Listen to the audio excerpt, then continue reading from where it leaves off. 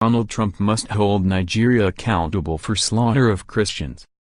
When he meets with Nigerian President Muhammadu Buhari Monday, President Trump needs to seize this opportunity to call Buhari to account for allowing unchecked atrocities against Christians in his country.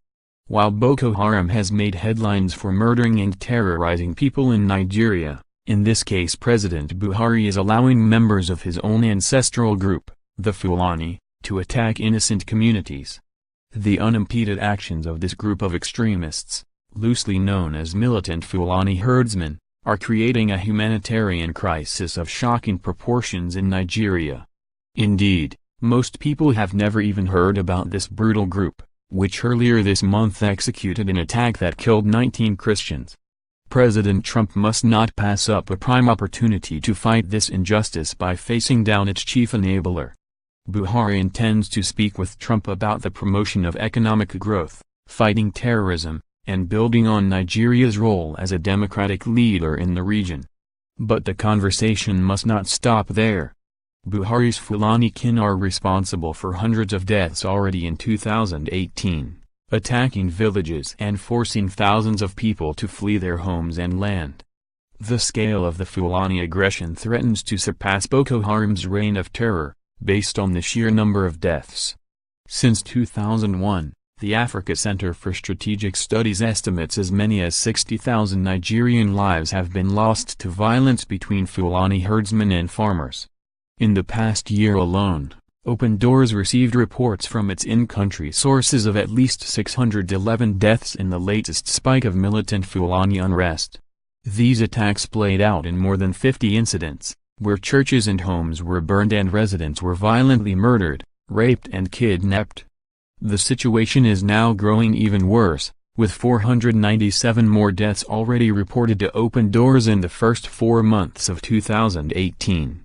Yet, unlike Boko Haram, the ongoing and wide-sweeping violence of the militant Fulani herdsmen has gone relatively unnoticed. There are several reasons why.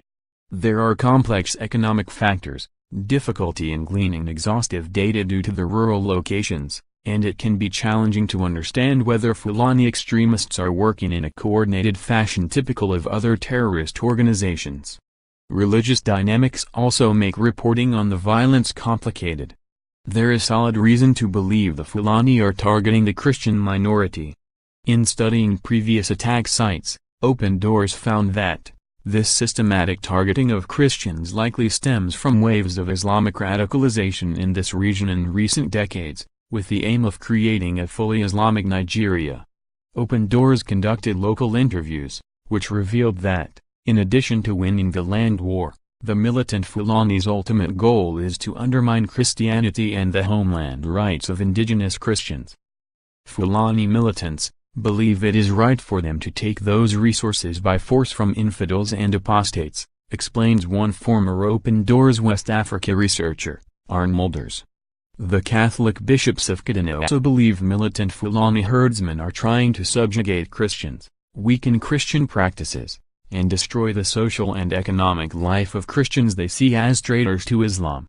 There is a hidden agenda targeted at the Christian majority of southern Kaduna, they said. This jihad is well-funded, well-planned, and executed by agents of destabilization. Victims have told Open Doors they believe the Fulani are being helped by other forces, and that the Nigerian government is turning a blind eye to the violence.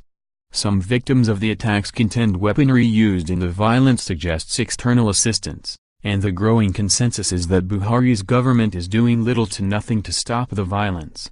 The clergy from Kafanchan in southern Kaduna also cited instances where militants have been seemingly protected by the government.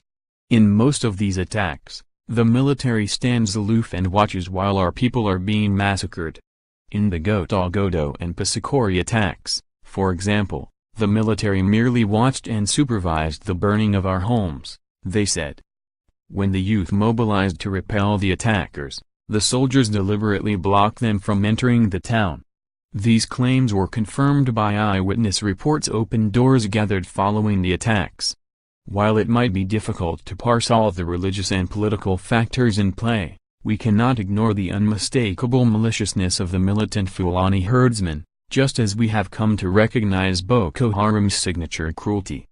Governments around the world must ask why these attacks are happening, and what the Nigerian government is doing to stop it. This is why, as an organization that has been actively supporting Christians facing persecution for more than 60 years, Open Doors calls upon President Trump to insist that President Buhari, just as with Boko Haram, the Fulani's violence must be acknowledged in White House hallways, covered by media with depth and nuance, and confronted by the leaders of the free world, beginning with President Trump when he meets on Monday with President Buhari. David Curry is the president and CEO of Open Doors USA.